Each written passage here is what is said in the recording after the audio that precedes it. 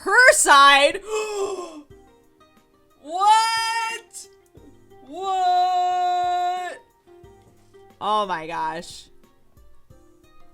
The last bell rings and the school day ends, so I grab my bag and leave the classroom. Most of the time I leave as quickly as I can because I don't want to get caught by Sadakawa-san.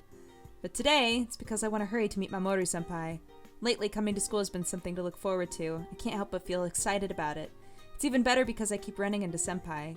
The old me would never have believed it's possible to be this happy at school. That's not to say that Sadakawa-san has stopped bullying me.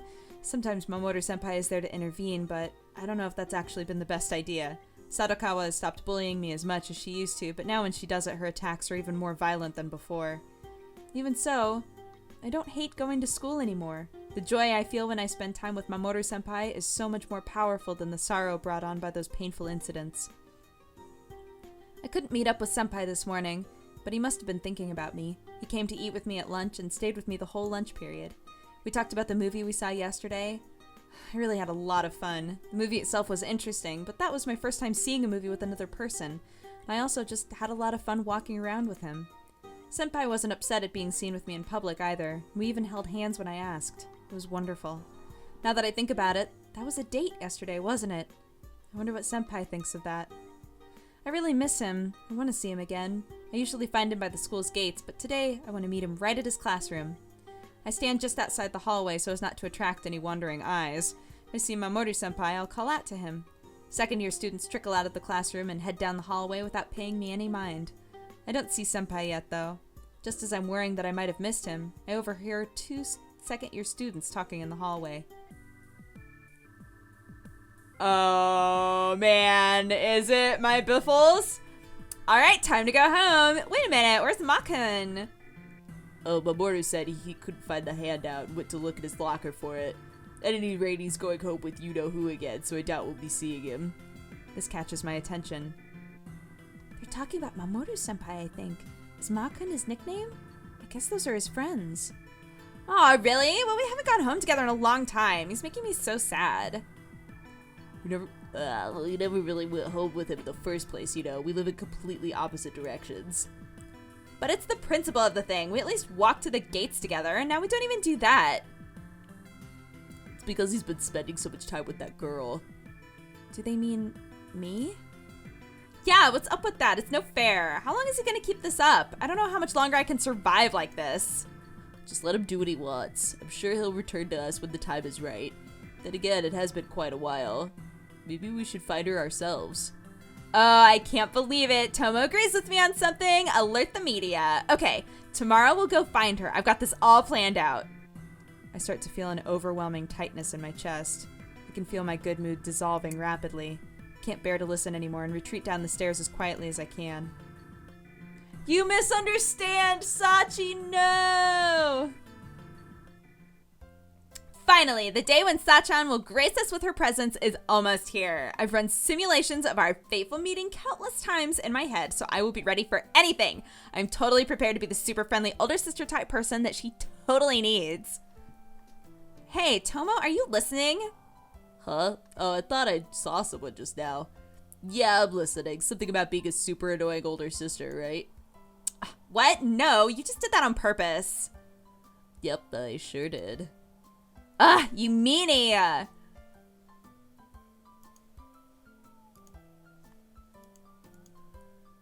Guess I really have stolen him from his other friends. I wonder if those are the friends he said he was going to introduce me to yesterday. He did say he told them about me. She said she couldn't survive like this? I guess she meant without Mamoru-senpai.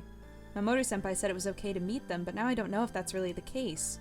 His friends must hate him for spending so much time with me. I didn't realize how much trouble I've caused him. My heart feels heavy. My body feels heavier, like the weight of this whole situation is dragging me down. My vision darkens. I don't have the strength to even lift my head as I walk forward. The asphalt looks grayer than normal. Senpai's going to lose all of his friends because of me. I can't let that happen. When I was with him, he let me forget my troubles. No, I only wanted to forget. But I can never forget what I am. I only have one eye. No one could ever love a freak like me. The fact that Senpai was so nice to me made me so happy. So he let me forget. But I can't let my misfortune infect him. I could never forgive myself if his life was ruined because of me. I couldn't survive if he ended up hating me. Maybe it's not too late. Maybe his life isn't ruined yet. He doesn't hate me yet, so I have to act fast. Yesterday, Mamoru-senpai said he would be there for me if I needed him. But I can't let him shoulder my burdens. If I had let him, I wouldn't be able to save him. I was so happy that he said it, but I suppose it was good I was at a loss for words back then. Even so, I'll always remember the kindness he showed me. He bought me my cell phone strap. At least I have this to remember him by. When things go wrong again, at least I'll have this to bring back all the good memories. Like yesterday, and all the time I spent with Senpai and his kind voice. If I have that much at least, I'll be okay. I'll be okay even if all I have left of him is his memory.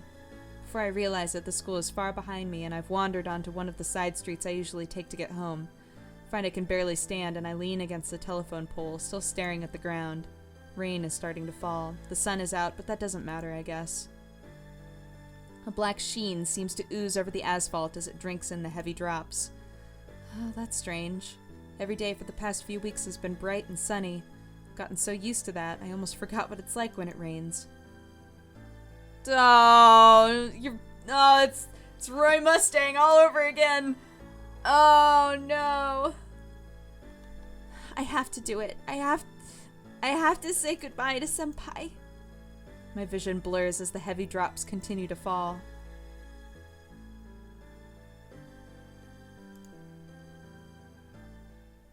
Ah, my side.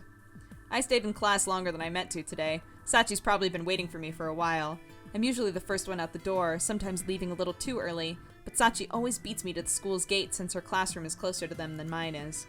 I change my shoes and rush out of the school. Sachi usually comes running to meet me when she sees me walking to the gates, but now I'm past it and Sachi's nowhere to be found. Did she already go home?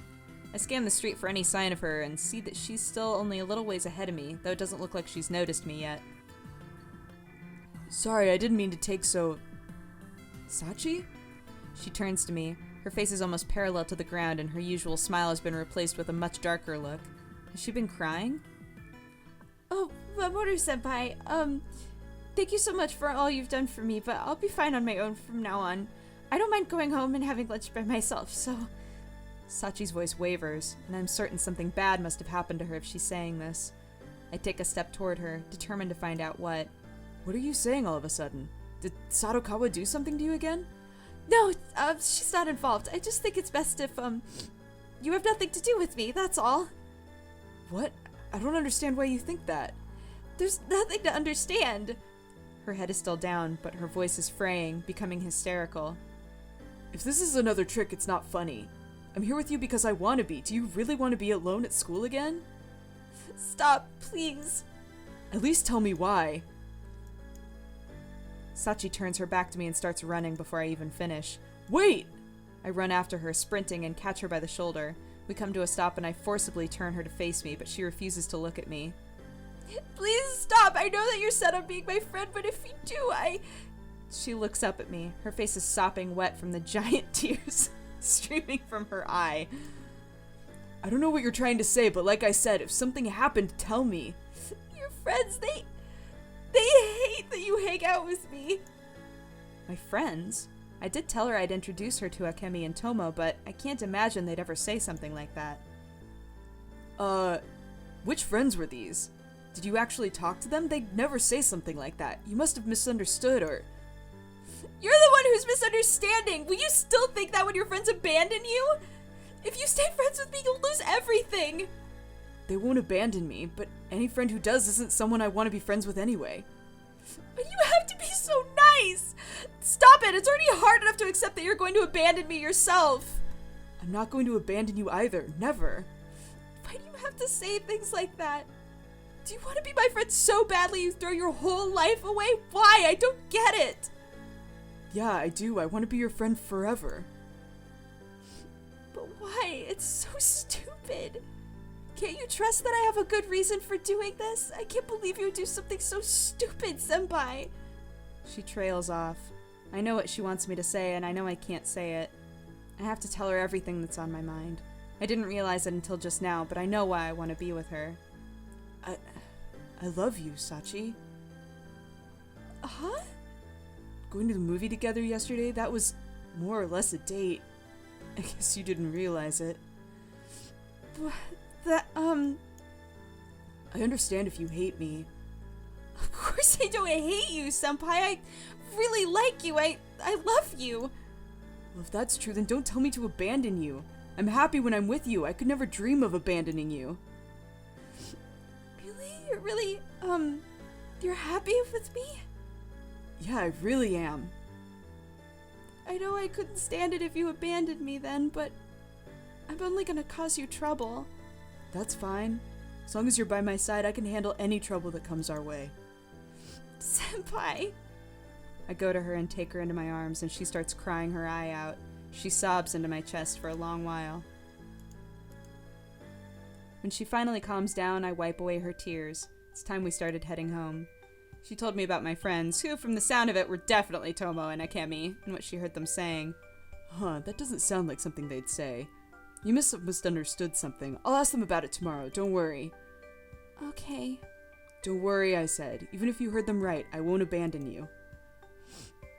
Thank you. She's still upset, but there's genuine relief in her voice. We soon arrive at Sachi's house. I'll deal with my friends, don't worry. See you tomorrow, okay? Okay, senpai? Yeah? Oh god. Can I be your girlfriend? Do you want to? Yeah? Well, then I guess this is the official start of our relationship. I'm looking forward to it. Yeah, me too. Sachi looks so happy throughout this whole awkward exchange. Makes me much happier seeing her like that, and I smile back at her. Then I'll see you tomorrow. Yep, I'll see you tomorrow. Yeah, wait, let's back up. I smile back at her. Then I'll see you tomorrow. Yup, see you tomorrow. Wow, got that mixed up.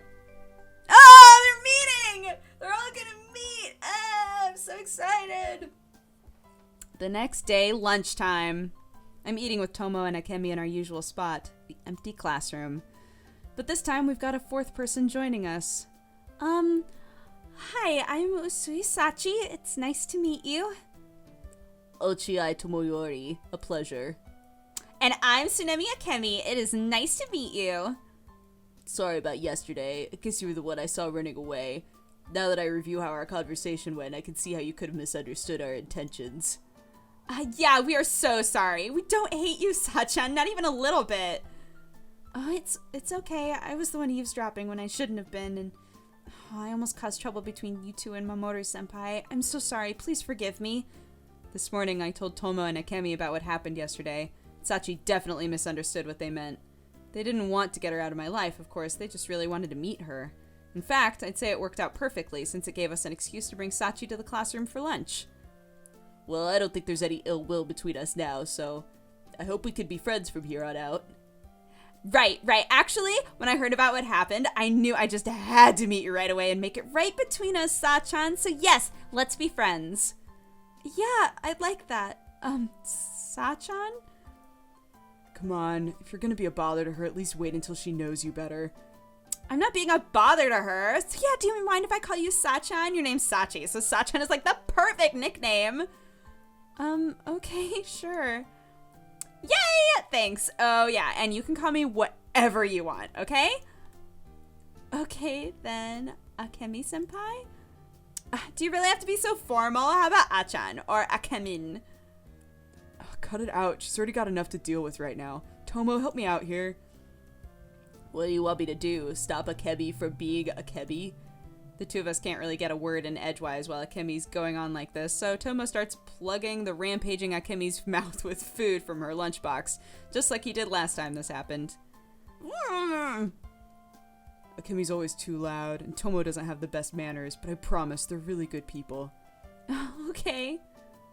Hey, don't talk about us like we're not right in front. Akemi's recovering from Tomo's intervention more quickly than usual, but Tomo's ready. He crams more food in her mouth as soon as she opens it.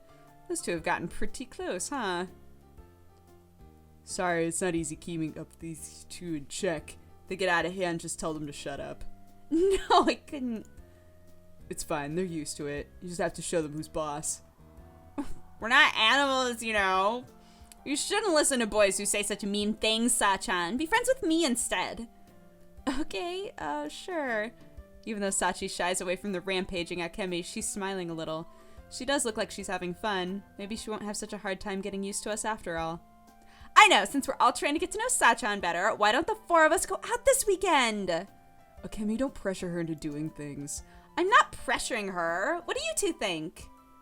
Huh? So soon after meeting you guys, are you sure? I don't see why not, but where would we go?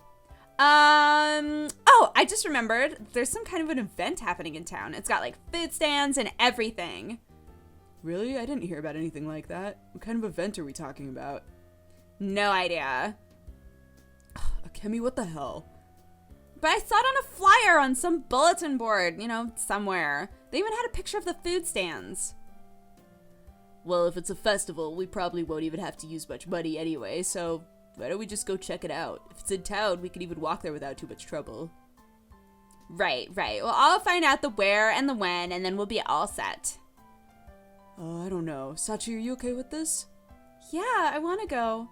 Thank you for doing all this for me. Don't worry about it. We are going to hang out so much after this, aren't we? I guess we're finally going to go out as a group. It's basically a double date, isn't it? I don't think that's really what Akemi intended, but she and Tomo are almost a couple no matter how you look at it. Come to think of it, I haven't really explained my relationship with Sachi to these two yet. Not that I've been meaning to hide it, but I should probably clear that up right away. Oh, right. So, Tomo, it looks like you were right about the reason I was fussing over Sachi so much. Oh, I see. Did you tell her? Yeah, it went well. I like her face is suddenly just like, I see. Well, congrats. What are you two talking about? How do I answer that? Like I said, I'm not exactly trying to hide it, but I have a feeling Akemi would go crazy over me admitting that I have a crush, and I don't know if Sachi can deal with that. I'll tell you about it later. Thanks, Tomo. What? I guess I don't mind if you tell me later, But now I am like super curious. Senpai? Sachi doesn't seem to get it either. She looks up at me with a puzzled expression. I'll tell you about it later as well. Well, it might take some time, but I'm sure Sachi will be comfortable around these two soon enough. What did you think of Akemi and Tomo? Not bad, right? Not bad at all. Tomo-senpai seemed a little scary at first, but I realized he actually isn't scary at all once I started talking to him. Akemi-senpai is really cheerful and lively. They're both so nice. Akemi wanted to walk home with Sachi and me after school, but her and Tomo's houses are in the opposite direction. As Tomo was dragging her off, she waved at Sachi and yelled, "See you tomorrow!" as we started heading home ourselves, taking the same path we always do. You know, if she's bothering you, there's nothing wrong with telling her so. Well, she's got a lot of energy, but I don't know, I really like being around her. If I could talk to people as easily as she does, I think I'd be really happy. I'm glad you like her so much then. I think you'll get used to their quirks. To be honest, I haven't known them for that long myself. I've never had plans for the weekend, though, aside from our,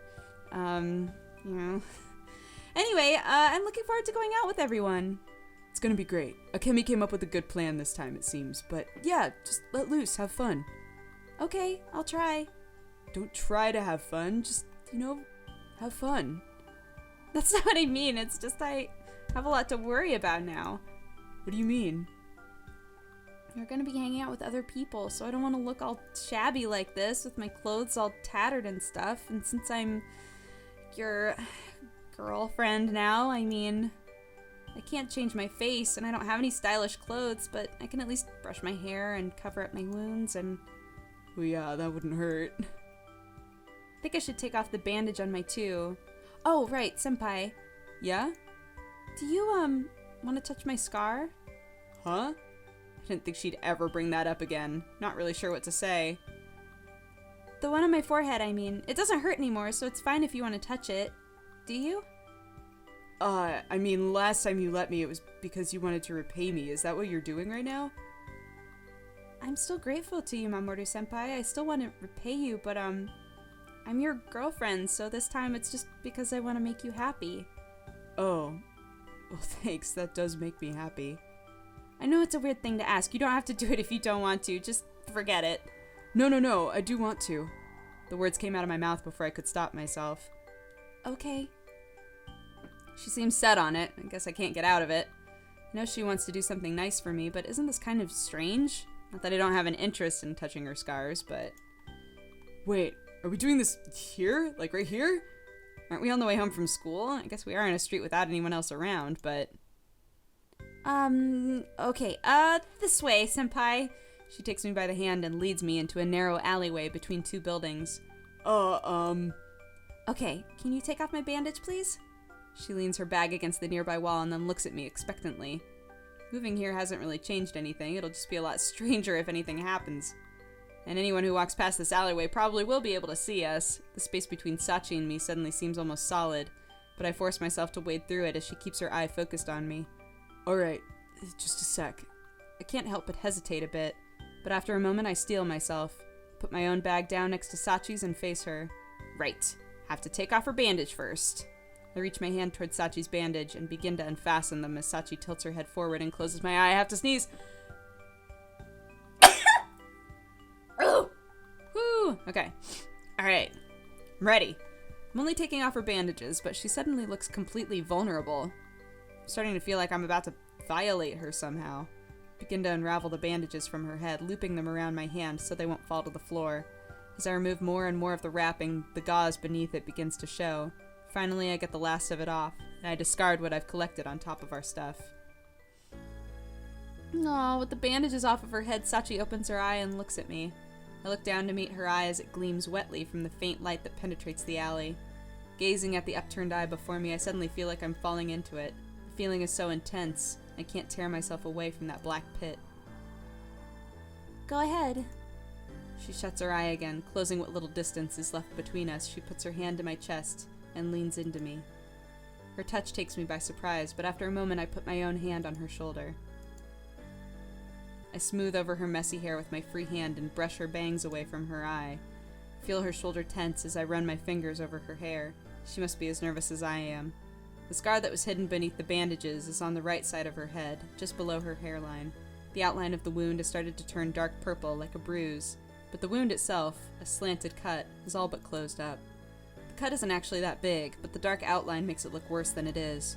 I steady my hand over her temple and gently brush my finger over the wound, trying my best not to hurt her. As I slide my own hand over her face, she lets out the breath she had been holding, and the strength seems to drain out of her. I feel the weight of her slight body press on my chest as she leans into me more, but I keep my hand steady. I trace the wound, making sure to be even more careful than I was with the one on her hand. The heart of this wound is rough, in contrast to its smoother edges, and my fingers seem to keep coming back to it. Sachi suddenly seems completely exhausted, and her shoulder shudders beneath my hand. The hand over her wound freezes up. Sachi opens her eye and looks up at me again. I'm okay. And again, she seems to lose all of her strength, all but collapsing into my arms. I start stroking the wound once more, and after a little while, she begins to shudder whenever my fingers make contact with her skin. She's so cute. Just touching her wound, but it's starting to feel like I'm doing much more than that to her. Sachi, huddled in my arms as she is, seems so drained. It's like she doesn't even have enough strength to stand up anymore, and I'm the only thing supporting her. Thanks, for that. I think I'm satisfied. Yeah, right.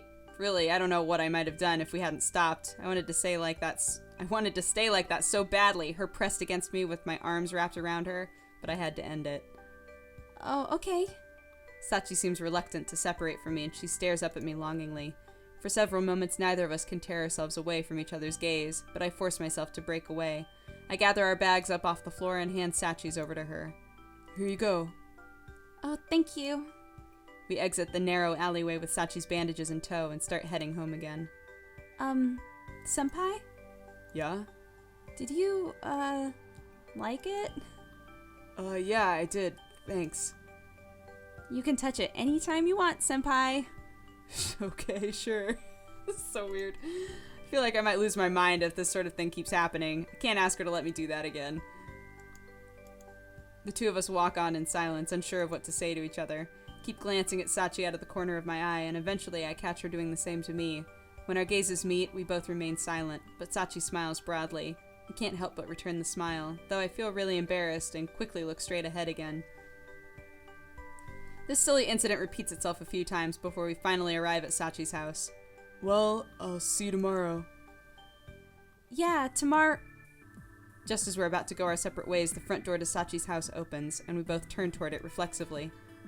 Mayumi is standing there in the doorway, not looking at all surprised, and she walks briskly over to us. Welcome home, Sachi. Good afternoon, Mamoru-kun. Hello, Mayumi-san. I stand there, dazed. She spares me a quick glance before turning to Sachi. Sachi, I know you just got home, but I'd like you to do some shopping for me. Yes, okay, I'll change my clothes. No need. I'd prefer if you do it right away. Here's a list of everything I need and some money. Just go to the convenience store. It should only take 10 minutes or so, I think. Okay, see you tomorrow, senpai. Sachi, oblivious, takes the note Mayumi handed her and starts off, almost running toward the convenience store. What the hell? What was the point of having her do that? Mayumi didn't really look like she was in a hurry to get whatever it was she sent Sachi for. Come to think of it, why didn't she at least wait until I was gone to send Sachi out? Because she obviously wants to talk to you, you Nimrod, you dummy.